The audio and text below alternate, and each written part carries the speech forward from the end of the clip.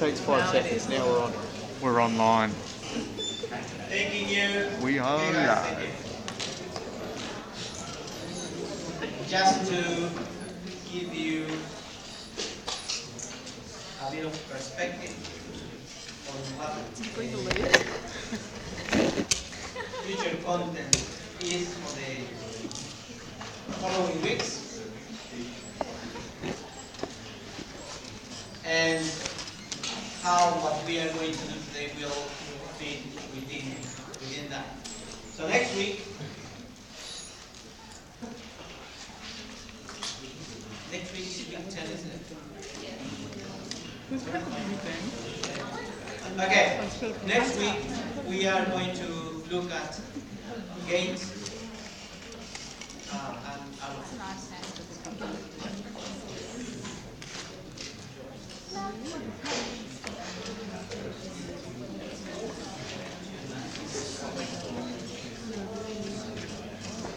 so we are going to do week 10.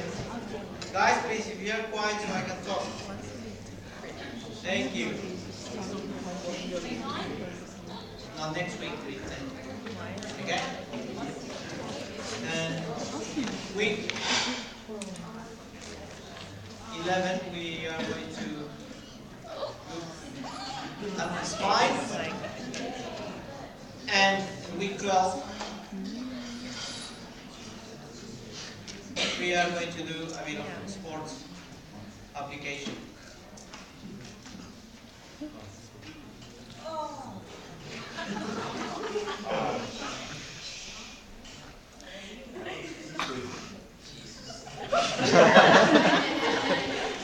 Okay, so that's the outlook for the next 3 weeks. If you want to have it clear, guys, please listen. By next week in the tutorials, I would expect you guys to finish off with or to have ready your draft paper.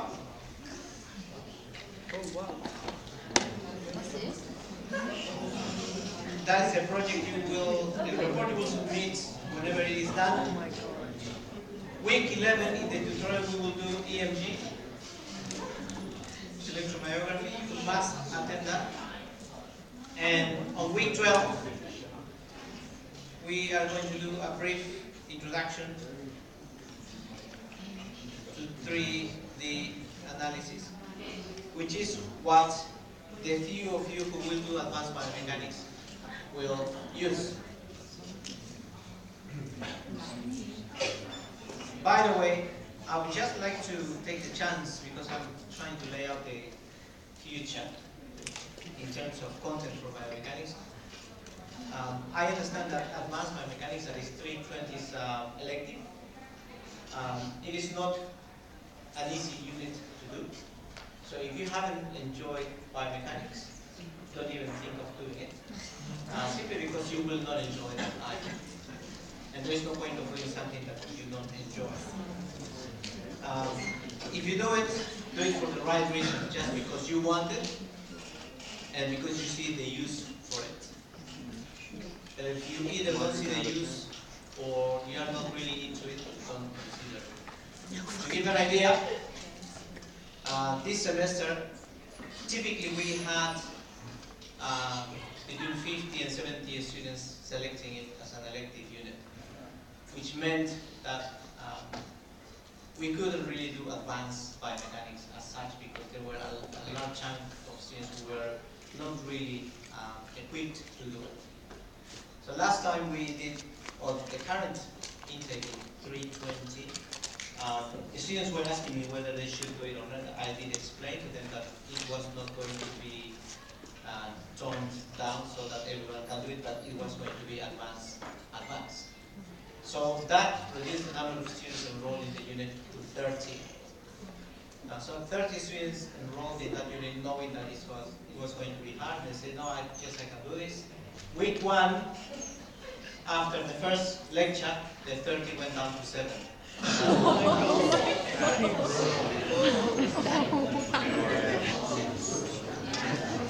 That's insane. And obviously, those 7 are enjoying the unit because it is what they wanted. and it is of the standard that it should be. So guys, think of that when you make your selection for advanced biomechanics. Yes? Is advanced biomechanics useful for if you want to become an EP or a physio, like or an OT? Understanding it makes you a better EP and a better physio. But it will be an advanced unit. It is not going to be something that just to make it work. It will be advanced. Okay. So a taste of that will be given to you in week 12 in the tutorial. So you will have after that a better idea of what you want to do. Okay. For us to, guys, please, I really appreciate if you shut up. For us to actually do properly gates next week and the applications of biomechanics to sporting situations, there is something I really need to cover with you today.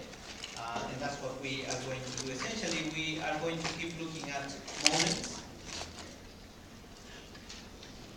power,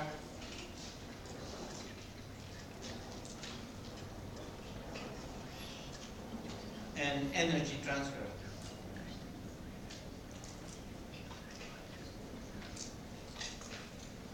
So those three things are important for us to properly tackle gates, spine biomechanics, and sports application. So that is the objective of today's session. If you are wondering whether this session will be long or not, I don't really know. It does, and it will depend on how well I can present it and how easily you take it. So let's see how we go. Okay, let's start off by looking at moments, which is something that we have touched on previously, and that's something that you have done in your mech basis unit. I just want to introduce some concepts that are important that relate to moments. Okay, let's start off by giving you a question, a calculation question that you guys will work out quite easily. Say we have a stick that is joined to a hinge that is on the wall, and this is suspended by an upward force of 30 newtons, a distance of half a meter away from the wall. Can you please tell me what is the moment about the joint or the hinge? Is it 15? Pardon me? Is it 15? Where?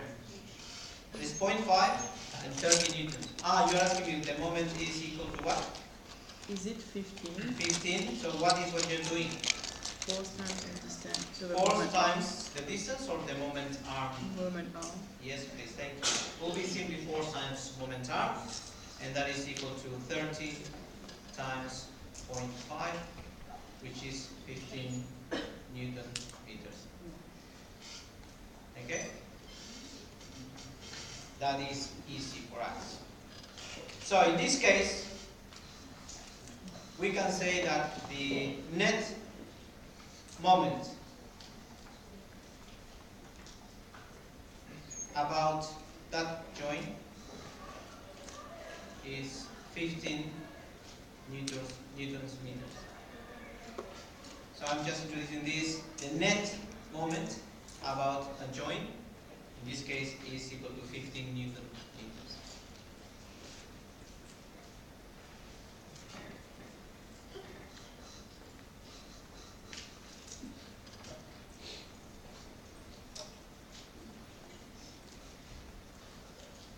Okay. If I ask you, we'll just keep building up on that.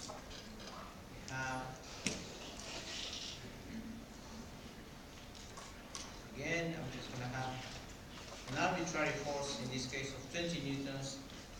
And I will just say the distance or the moment arm is 0.75 meters. And also have an arbitrary force of 15 newtons at a distance of 0.6. Can you please calculate net moment about 6. the joint. Raoul, Yes? is it 1.5 Newton or 15? Sorry. 15. Okay, is it 6 long? 0.6 times 15. Is the moment 6? Are you already done the question? Yeah. Yeah, I haven't done the question yet. You're too fast. That's good. So, how do we operate from here? You got upper one minus the lower one? Yep.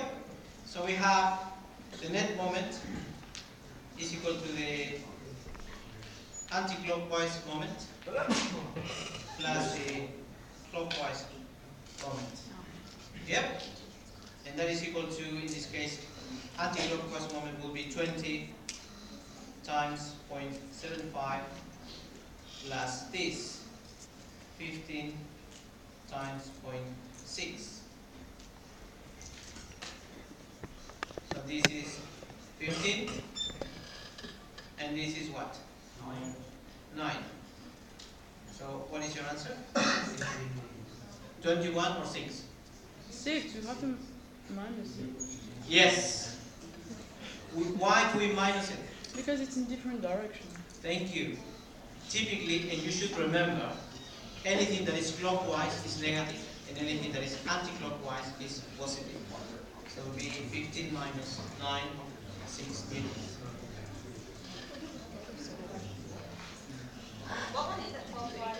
Sorry? Yes, clockwise is negative, anti-clockwise is positive. So this is positive, and this clockwise is negative.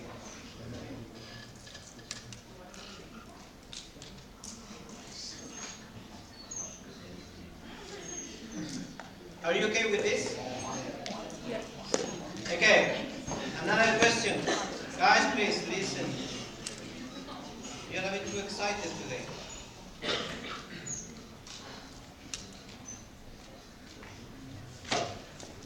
Calculate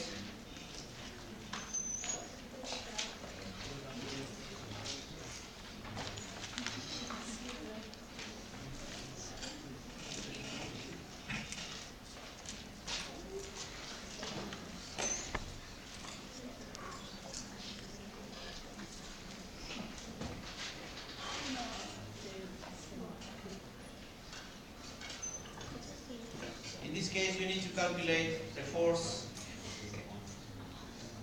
if the net moment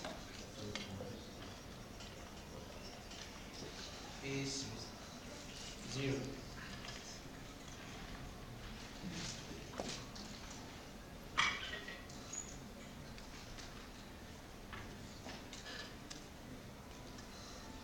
.33.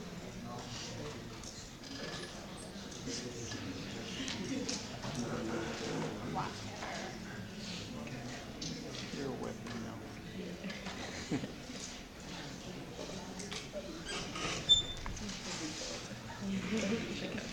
That's 11.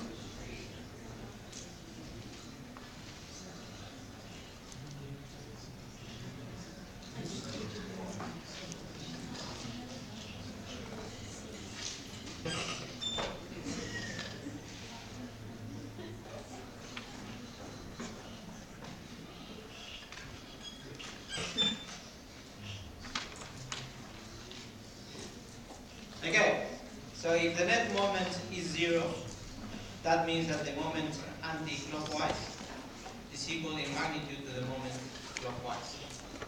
And only in that case, that net moment is 0. So the moment anti-clockwise is just simply 10 times 1.2, which makes 12. And the moment clockwise is 0.9 times the force that we are finding.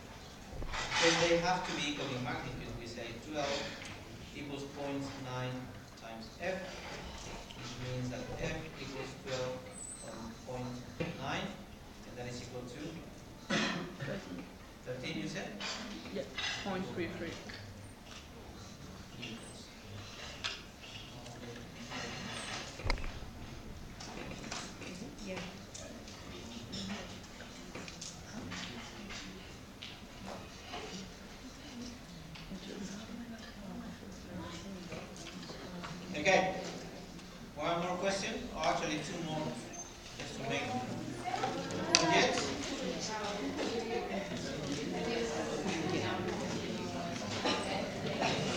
in which case that will be 12 minus 0.98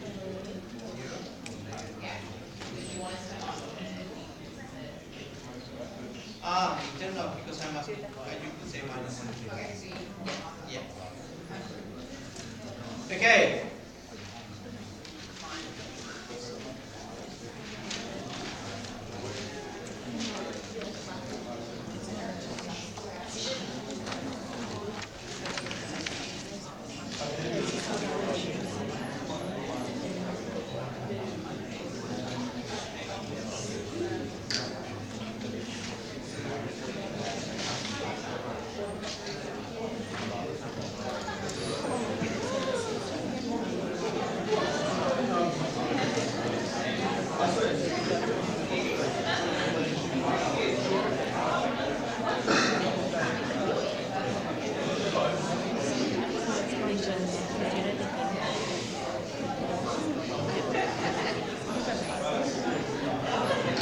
Okay, guys, please. Say, let's pretend that this is a hip. Let's pretend this is a head, an arm, and a barbell. Again, given the following, I'm just going to make a table. Say, head, trunk, arm, and weight.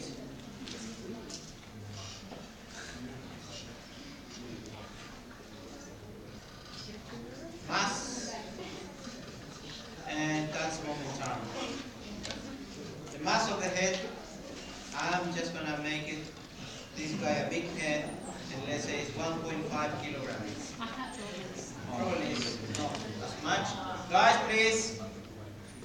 I'm just going to say that the momentum in this case is 0.4 meters.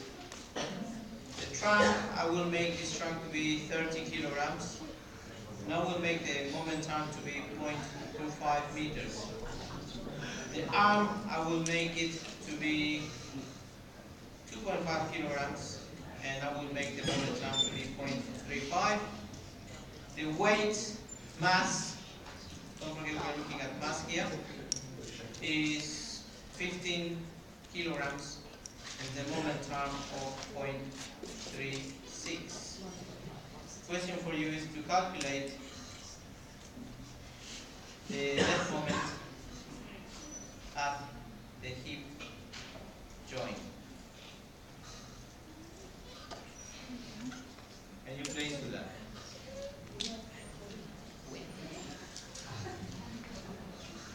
Same concept.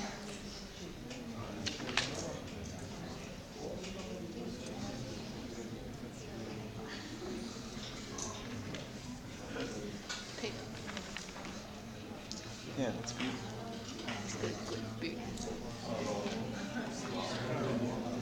Weight. That's the marble.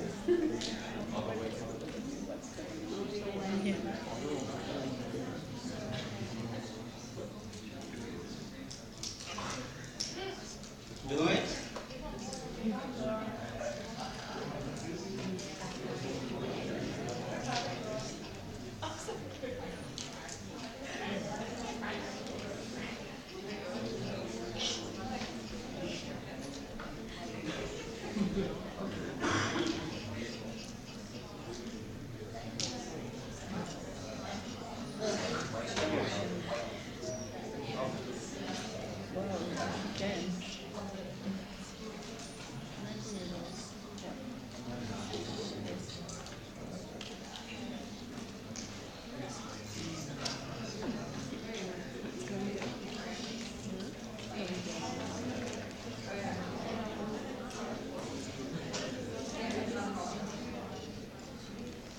Is the head 1.5 or 15? 1.5. What's the W? The barbell, the weight.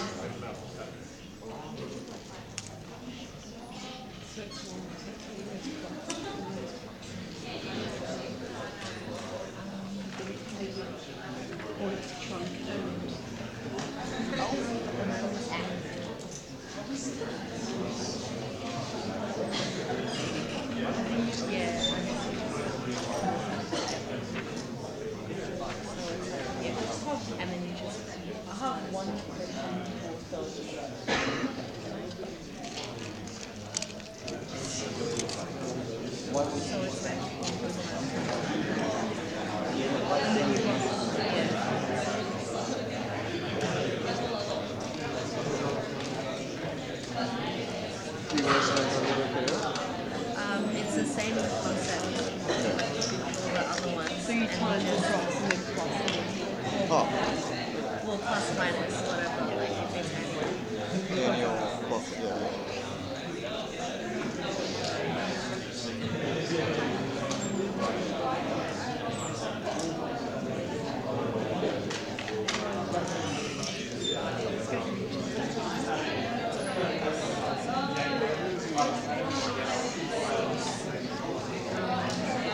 I'm just gonna work out which ones go what way.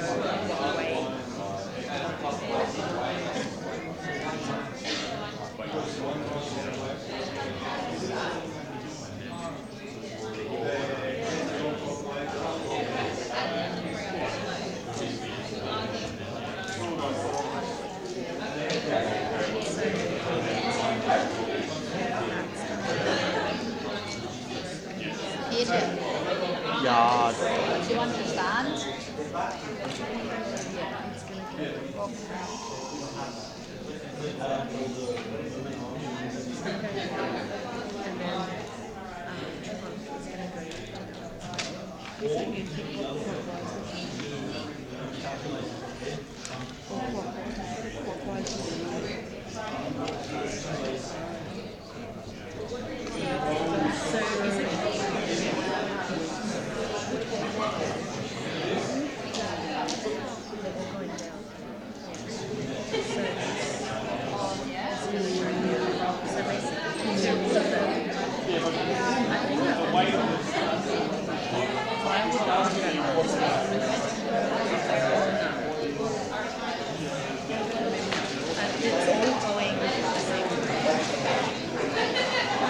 So is it Are you looking at us because you know, or is it because you No, I'm trying to absorb the information.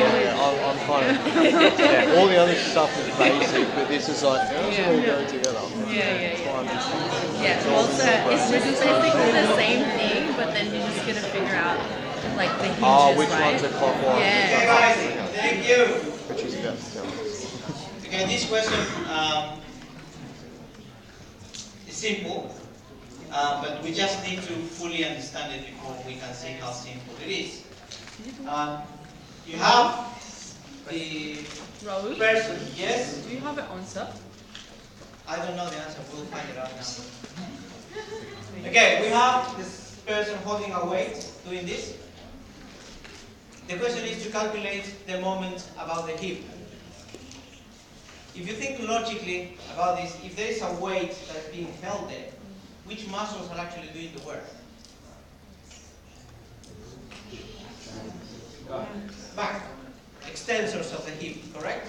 So the sum of all the weights, the arm, the head, the trunk, are doing flexion of the hip. And there should be some work done by the extensors of the hip doing extension to counter that. But the question really is asking us what the net moment about the hip joint is.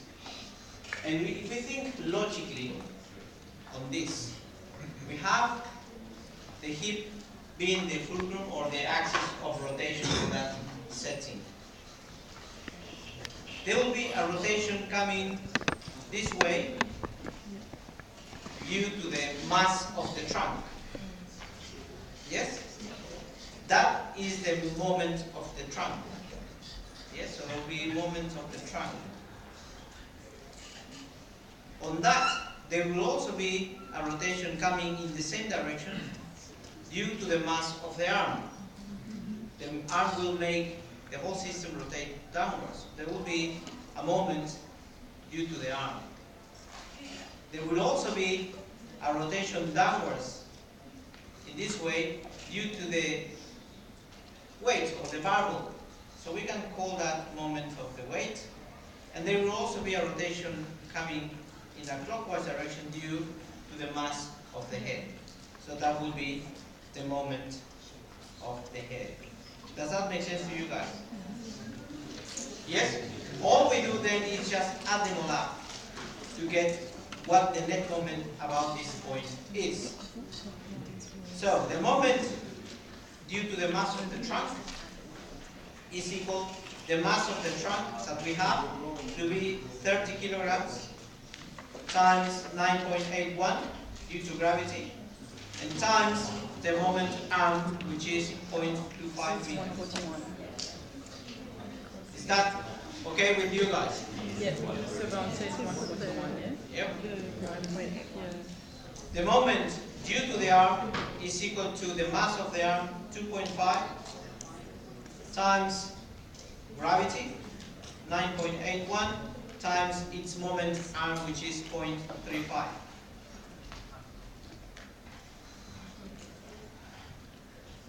The moment due to the weight, yes? Is it clockwise that's always negative? Yes, it's going clockwise, always negative. Yep. These pluses are means that they are adding up. So the moment due to the weight will be the mass of the weight, 15 kilograms, times 9.81, which is gravity, times its moment arm, which is 0.36. And the moment due to the head is its mass, 1.5, times 9.81, times moment arm, which is 0.4. You guys have calculators there. Can you please help us with these answers? The moment due to the trunk.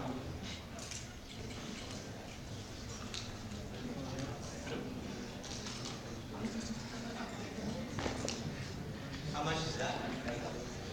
Overall? No, the moment due to the trunk.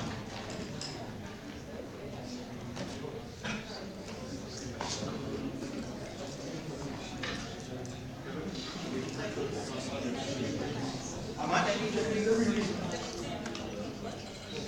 73.5. 70, 73.5. 73.5. The moment due to the arm.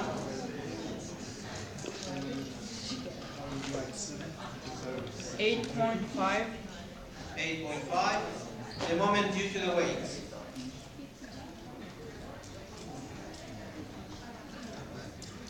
52.9. 52.9. And the moment due to the head. 5.8. So to get the answer, you just add them all together. 141. 141 41. newtons meters. So that's your answer.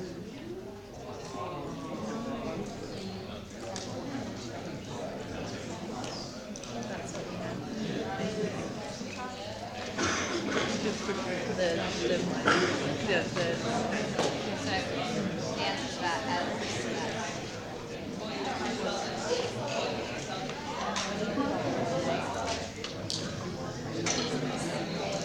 all those. Okay, is that clear, guys? Yes? Okay, let's do another one.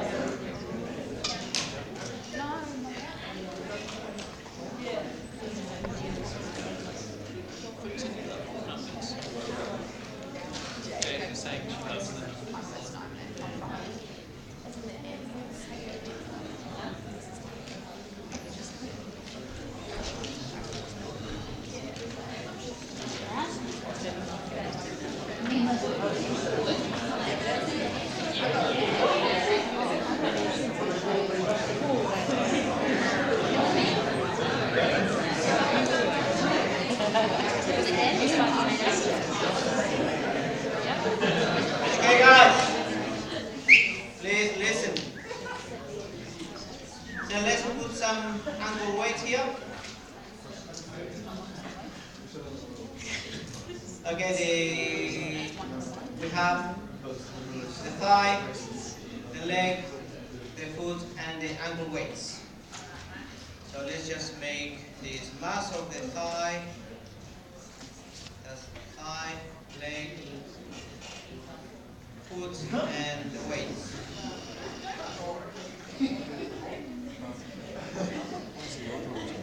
No, I'm not drawing. And let's have moment arm.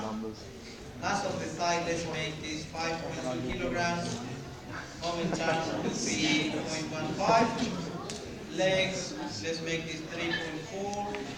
Make the movement arm to be I like how the toes 30. pointed. Yeah, very Mass pretty. of the foot, 1.5 kilograms. Let's give that a moment arm of 0.5. And the weight, let's say it's 10 kilograms. And let's give it a moment arm of 0.45 meters. Calculate the net hip flexion moment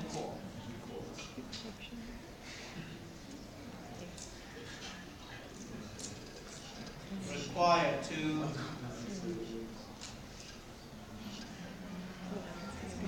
maintain the system with a 0 net moment.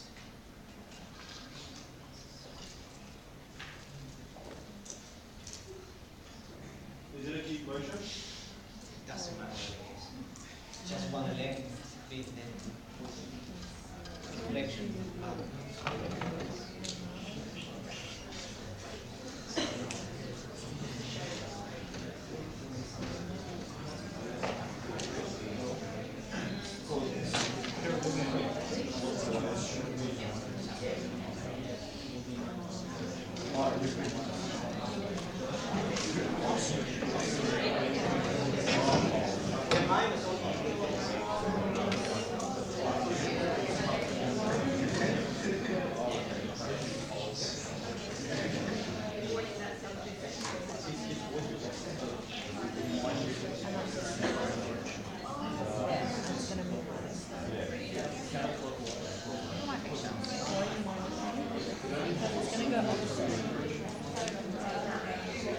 Everything's gonna go up.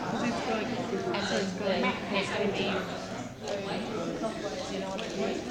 Required to maintain the system with a 0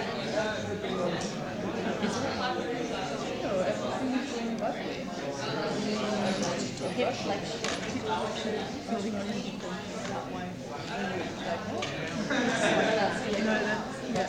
Yeah.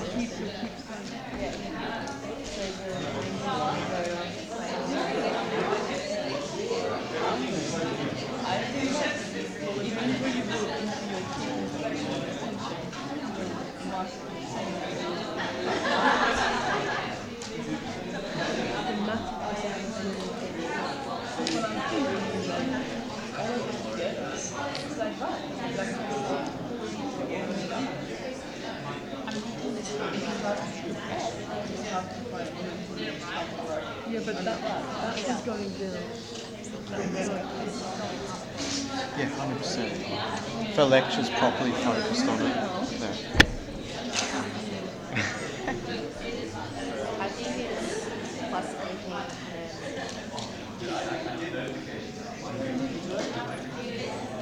I understand what you mean. yeah. I What do you think? I don't see why when you're doing your segmented It's a hip flexion, so this segment is going to go up to post ankle. It's like it's a flexion. Well, it's going to extend to maintain that position. Yeah. So for it to maintain, it has to push back up against the force. Yeah, what I mean So by that essentially is knee extension. when your segment is like that, all your force is pointing that way, okay? When your segment is like this, your force is still pointing back way. Yeah. Even if it's going here, it's still pointing back. It's just a force, but your muscle here. I know that. I know, but I'm saying like this is a. I don't know, maybe Oh, What- okay, what wait, if wait, wait. I get what you mean. wouldn't it Wait, be- wait, I get what you mean. Wouldn't it be all those added up and then it's just minus that number? Does that make sense? Yeah, well, that's what I was That's thinking. like all pretty much what all they all equal, Yeah. and minus that number to maintain equilibrium. To make it a 0 Yeah, net. zero, yeah. That's just No, yeah, the negative twist will only indicate the direction. Yeah, I know what you mean. What you mean is like like all that. No, only when you have to. You say 50%, 141. Like segment. Yeah. Yeah. Yeah, I can see.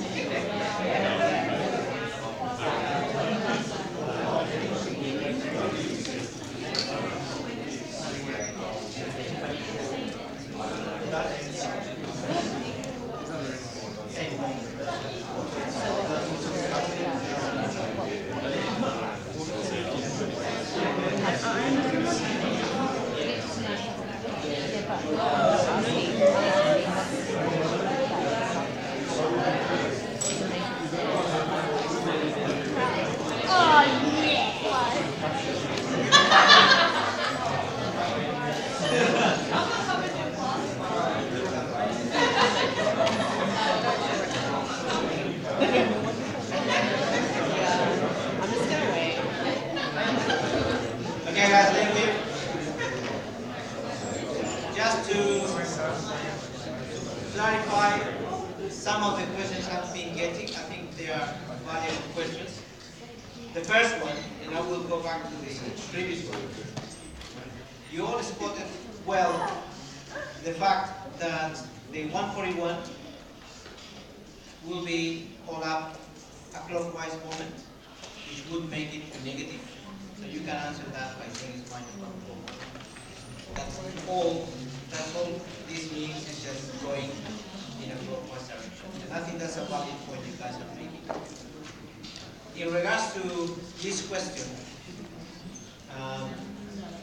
when we say that the moment of this whole system is 0, that means that the limb will remain static there. So it will not go down, it will not go up, but will remain where it is, simply because of the fact that the net moment is 0. What that means is that all this weight, due to the limb's weight and the ankle weight, have to be counteracted by a flexion of the hip. And the question is what this hip flexion moment is. That's essentially what it is. Which in turn means that this moment, or the moment due to the hip flexors, have to be equal to these moments added up together. And that's what we do. So again, we calculate the moment of the thigh, or due to the weight of the thigh, as being the mass of the thigh 5.2 times 9.81 due to gravity times the momentum 0.15, sorry. The moment due to the mass of the leg, again, will be 3.4 times 9.81 times its momentum, which is 0.3. The moment due to the mass of the foot equals to its mass 1.5, again times 9.81 times the momentum of the foot, which is 0.5. And finally, the moment due to the ankle weights, which will be equal to 10 times 9.81 times 0.45. Does anyone got these values, please? 7.65. 7.65. 10.01. 11.36.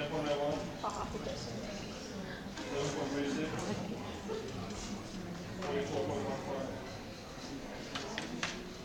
And when you add them together, you get what? Sorry? 69.16 Newton meters. We put the sign negative indicating that it's going clockwise, which means that the moment due to the hip flexion have to be equal in magnitude to that, 69.16 Newton meters. What force are going into clockwise and preventing that? No. This minus 69, yes, is due to this rotation. And the force has to be opposite to it. And that is 69.6. So it was exactly the same thing. It's just to keep it static, then it's just because all of it is going to be minus the It's all the way around.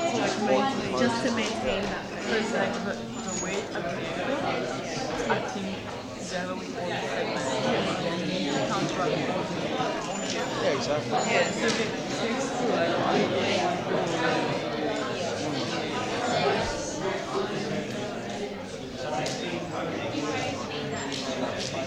It will rotate. The end product is Really good. How are you? Yeah, 8 It's good, but I'm sure you got a lot of stuff.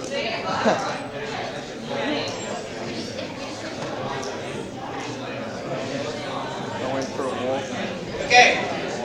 Guys, please. Thank you.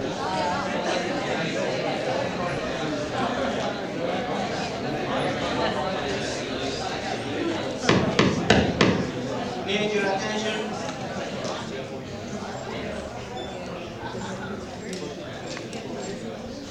Okay, you have I would say a clear idea, but it's not a confident idea of what joint moment is. We've been calculating that, and I will just give you a brief or some examples. Say we have two link systems. One going that way and the other one going that way.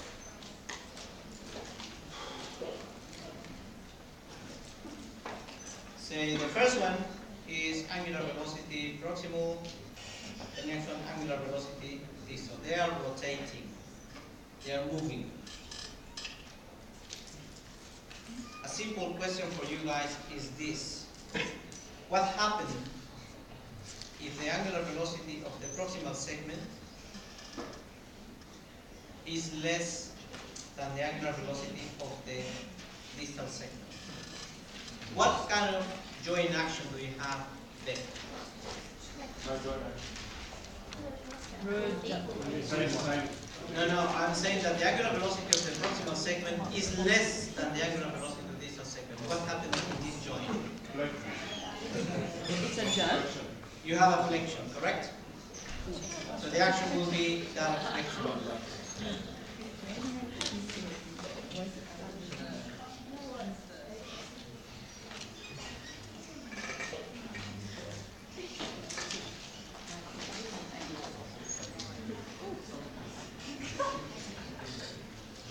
If the angular velocity of the proximal segment is equal to the angular velocity of the distal segment, what kind of action do you have? It will be isometric, there was no flexion, no extension.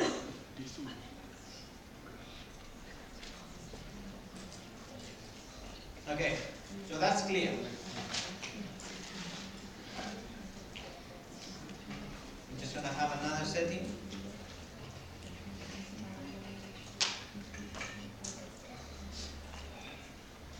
Angular velocity of the proximal segment, angular velocity of the distal segment. If the angular velocity of the distal segment is greater than the angular velocity of the proximal segment, what kind of action do we have? Sorry? Extension.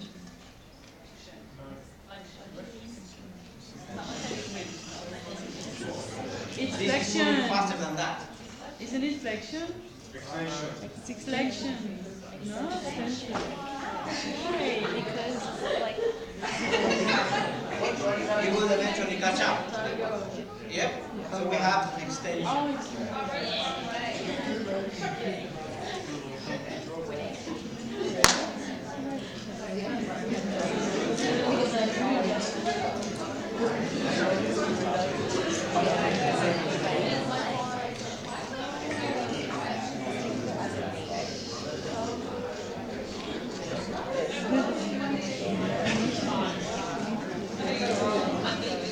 Okay?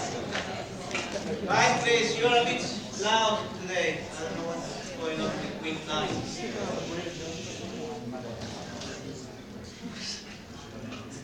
You're too comfortable, perhaps.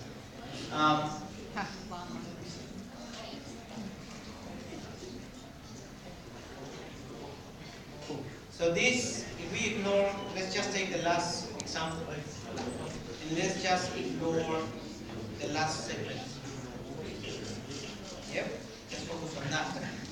This proximal segment is rotating in that way, and therefore has a momentum that is anti-clockwise. Correct? Now let's ignore the first segment and just focus on the next one. This segment is rotating anti-clockwise, and therefore we'll have a momentum going anti-clockwise. A moment going anti-clockwise. Is that correct? Good. Let's just focus on the top one. And let's just get this case where the joint is isomorphic, it doesn't change. This segment has a moment going upwards, and that segment has a moment going upwards. Yeah? Is that correct? And the relationship with these two moments, are they equal, the same, assuming the masses are the same? It should be 1 positive, 1 negative, or I'm not sure. Why would that be negative? Because if it's isometric, means the net moment is 0. Yep. If the net moment is 0, means one segment is positive, the other one is negative. Yeah, if you look at the motion of this, it's moving in the same direction as that, isn't So it? that's what I want to see. Yeah. Does that make sense? That if this is going upwards, That's the moment is going upwards. So they're not going in the same direction. I know. So it's in the same direction. In the same. Sorry, they are. Yeah. So then. Okay. So we have 1, 2. If this moves that way, has a positive moment, correct? If this moves that way, has a positive moment, correct? Yet we have in the joints, there is no joint moment. Yep? Is that correct? Good. That's all I wanted to establish. Let's not get ahead of ourselves yet. Now, in the case of coming back to the lower example, if you compare the moment of the proximal segment and moment of the distal segment, what do you think, assuming they have the same mass, is the relationship between them? Same mass. Assuming they are equally heavy, they have the same mass.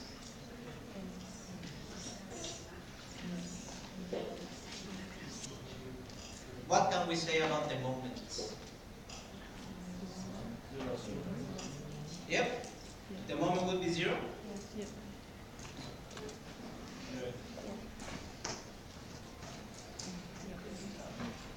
Why do you say it would be 0? In this one we said that there is extension. No, we are talking about this one now, in which one moves faster than the other.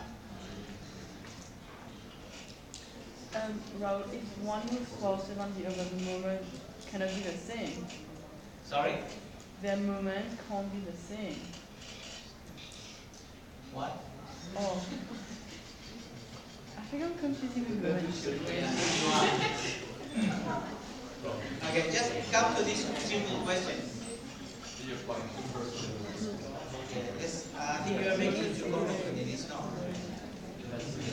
You have that, and you have that. That moves with an angular velocity. That moves with another angular velocity. If they are moving with an angular velocity, that means that because it is rotating, it has a moment, correct or not? Yep. And then this is moving in that way, it has a moment. My question to you is this moment, how are they related? Are they equal? One is less or one is greater than the other? That's a simple question I'm asking you. Yeah, I'm saying that this velocity is greater than that. My question is in relationship to the moment. But isn't it? It's the same. Yeah. It's the You are same. saying that the moment of the distal segment Yeah. greater than the moment of the proximal segment. Pardon me? Wouldn't it be kind of like an open curly chain? Yeah, but just I think you're making it too complex. Does that make sense to you guys? Yes and no? Yes. Is it because the movement arm is like changing faster in one? This is moving faster. Yeah. The question is, if it is moving faster, would the moment it has be greater than that is moving slower? Yeah. Yeah, that's all I want to tell you. But why? Because it is moving faster. Okay. If we assume that the masses are the same, if one moves faster, wouldn't that make sense that it is having a greater moment? I think you're making it. Okay. And guys, please.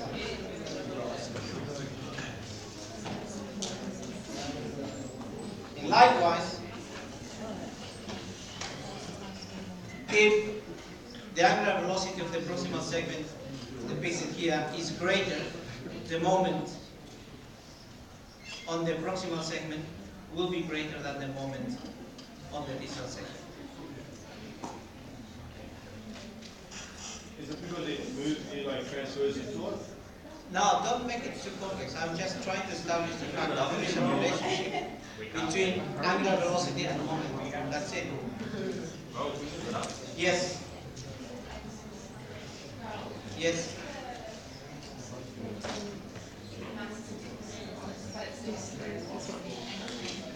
Yeah. Then that's a different story. Yeah. I'm just talking, I'm making the assumption that they have the same mass. Yes.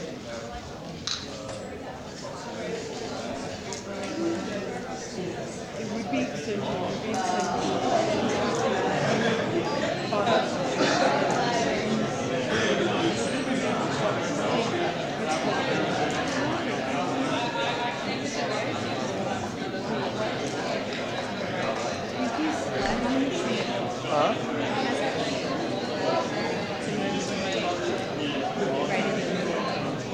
Oh, his arrow is different if you read the picture.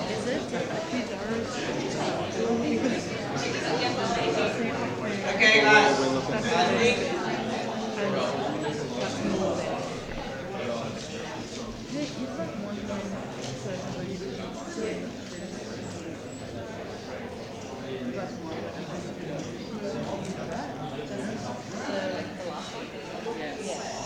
yeah, but he's just swapped battery on it. He's swapped pieces. So that's okay.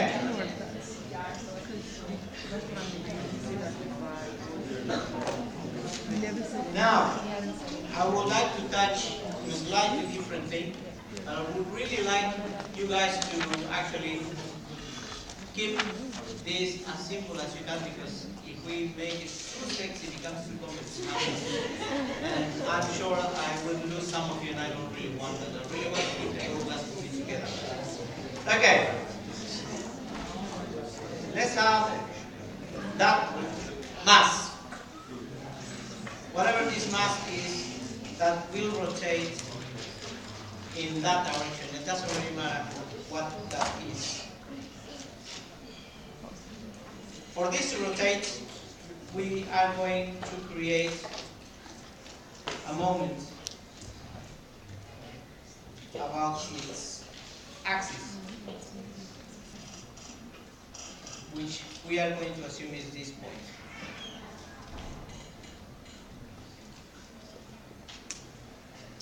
To begin with, when the object was stationary, was not moving before we do anything, the angular velocity of that is equal to 0. Yep, it doesn't go anywhere. It's 0 to begin with. Before the moment, before anything. But when we apply a force, say, coming from a muscle,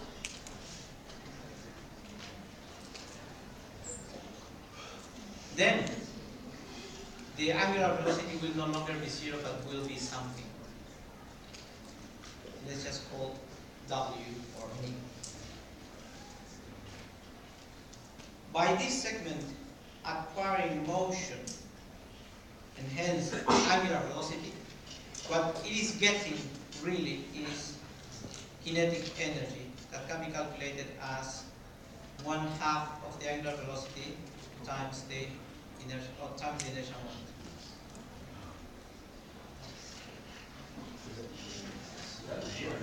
What I mean? In kinetic energy or energy kinetic. Yes. Okay. So the point I'm trying to make here is this. Let's just recap and go to the fact that to begin with, before we apply a force, the segment didn't have any kinetic energy because it was stationary and the angular velocity was 0. When we apply a muscle force to it, it gains movement, and with it, it gains kinetic energy. That energy has come from, in this case, this muscle that contracted. So if you think of the energy flowing from the muscle into the segment, for this situation, the energy flow was from muscle into the segment. So the energy was originated at the muscle level and then went into the segment. In this particular case, you can say muscle lost energy to the segment.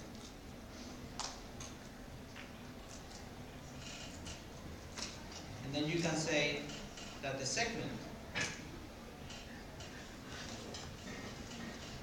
gained energy from the muscle.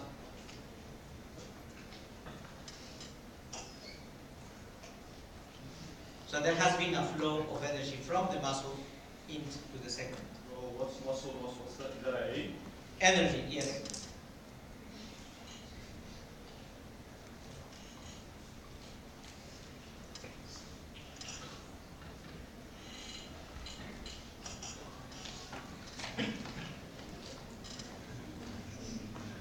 Okay, let's make this representation a bit more realistic.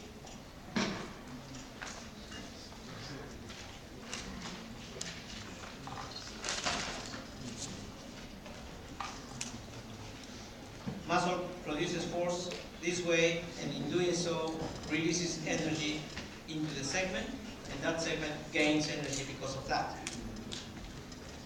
The type of action that you have is a joint flexion out of it. The joint flexes because the segment is moving, in this case, anti-clockwise.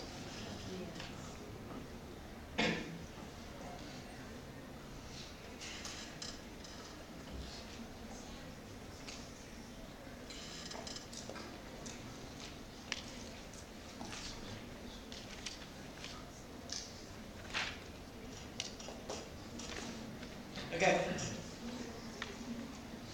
let's make this a bit more realistic too, and let's have muscle, which in this case will be the agonist, and let's equip this system with another muscle, which in this case will be the antagonist.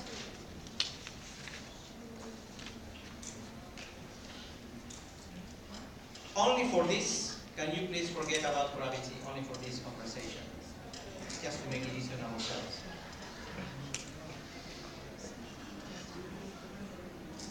If we start at the bottom and finish when it's fully flexed, the task again is called joint flexion.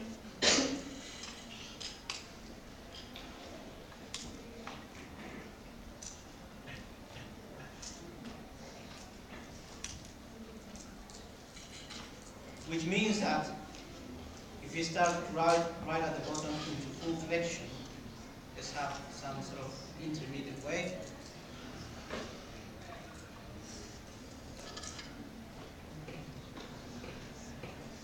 And fully flexed. That muscle is totally shortened, and the opposite muscle is totally stretched. hope you can understand that.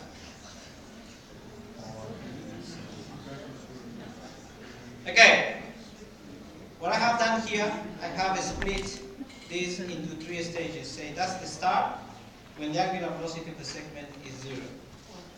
This is the end of the action when the angular velocity of the segment is 0. And this is halfway where the angular velocity of the segment is maximum. Yep.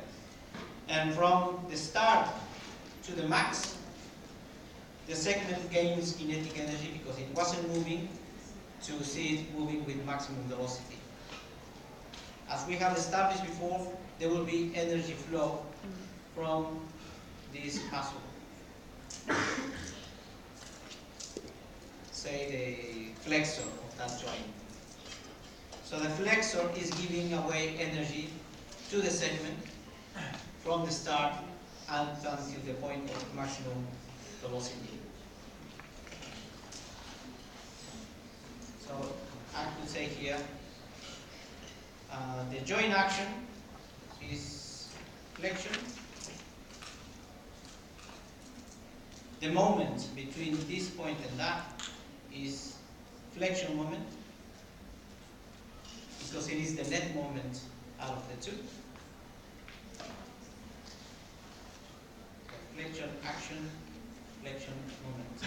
And you say the segment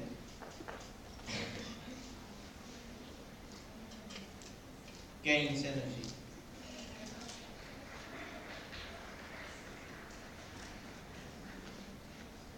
Do you understand that?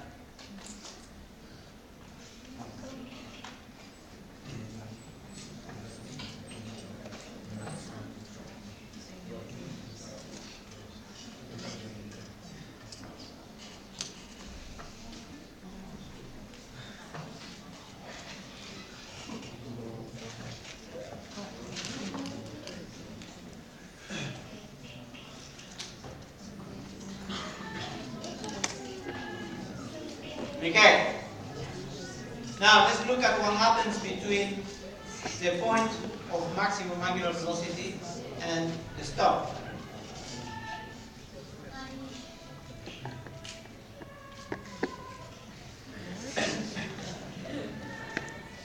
The action, I know it's hard to focus, but try. The action is that of flexion still. Flexion action. How about the moment?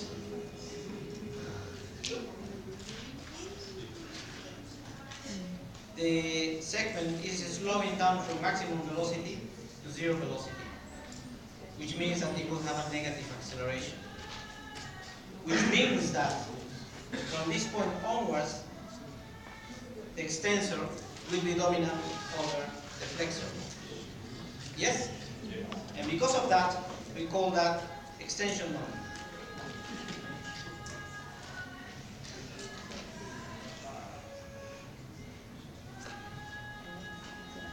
I promise I sing better than that.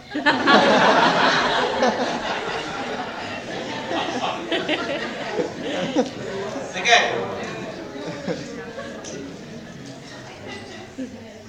Okay, what happened to the energy? It's absorbed by the agonist muscle. Yes, the segment, because it is slowing down, is losing kinetic energy. It's losing that energy to the antagonist muscle. So the segment loses energy.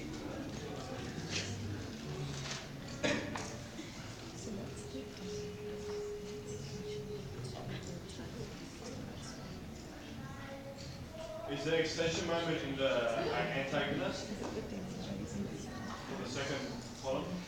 Yes. Okay.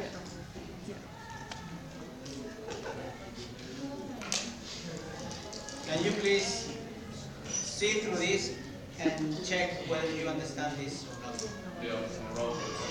Yes. Well, yeah. No, I said ignore gravity, but if you do the same thing horizontally, it will be. So if we think of that, yes. And then it transfers. Yeah,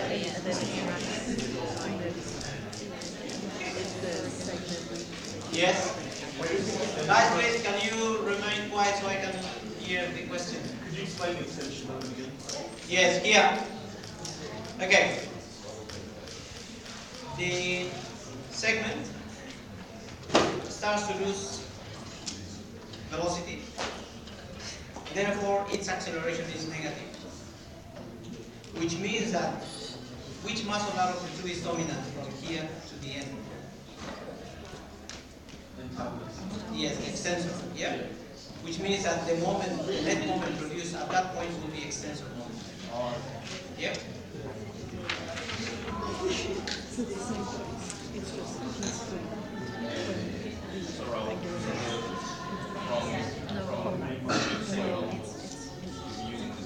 Yes.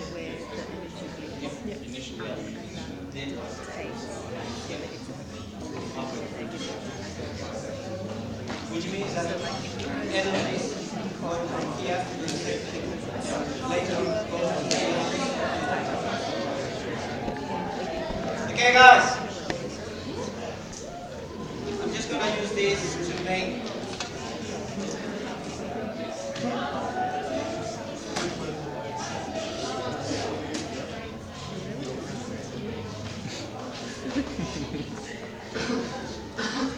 Breaking it down out there, isn't she?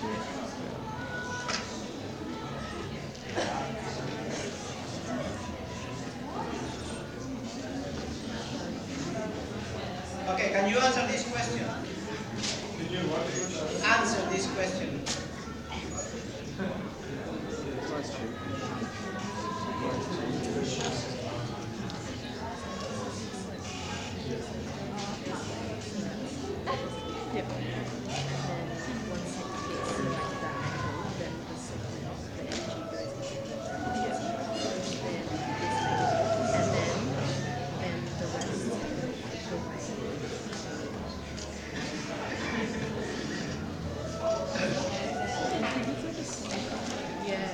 Can you please give that a shot? I don't think it's much use of me just talking. I really want you to think about this for a minute or more. Given that fact that we just have done before.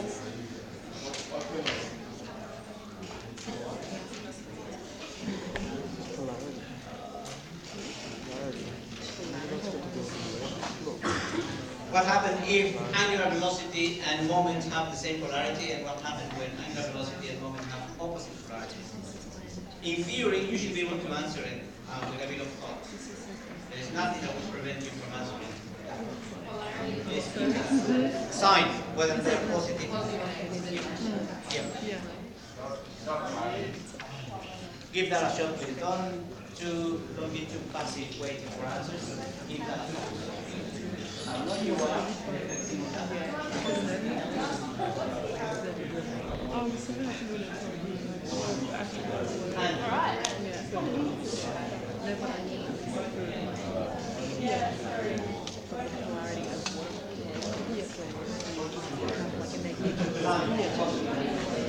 think it talks about how well they gel together, isn't it? Or how much they push each other apart.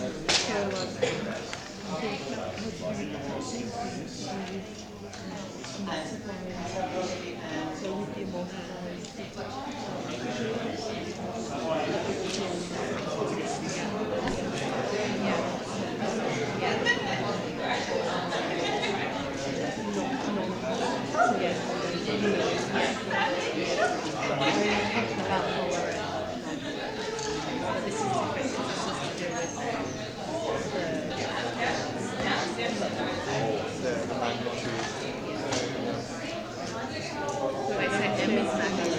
No, I just looked it up. Like polarity talks about magnitude and stuff.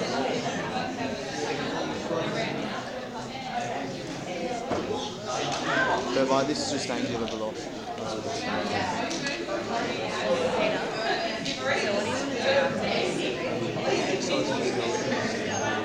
I used to work in an ACU studio. Just as a personal trainer. That's how I know Bertie is who owns this computer, the guy who records it all.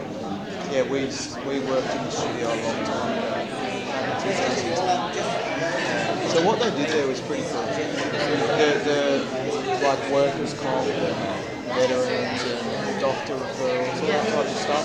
Much more in depth than just personal training, which is just jump on a treadmill, let's lose weight. Yeah, there'll people coming in. There'll people who are coming from stroke and exercise and injured knees, and it was really much more interesting. Yeah. What do you guys? Nah, physio. I respect physios, I do also, but I don't want to be in a room massaging people. I'd rather be, and that's not just what they do, like physios are awesome. Because I'm trying to figure out which one Well, I like the idea of EP because with EP you look at like exercise, nutrition, sleep, stress, everything, whereas physio is much more acute. And I'm not saying I'm right, this is my perspective. Like, they're just, we've got an injury, we're going to fix it. Like that, where I think EP, like, it's very broad. Yeah, you can work in the hospital, Yeah. so can physios, but yeah. 24. How old are you? Hey? I'm fresh.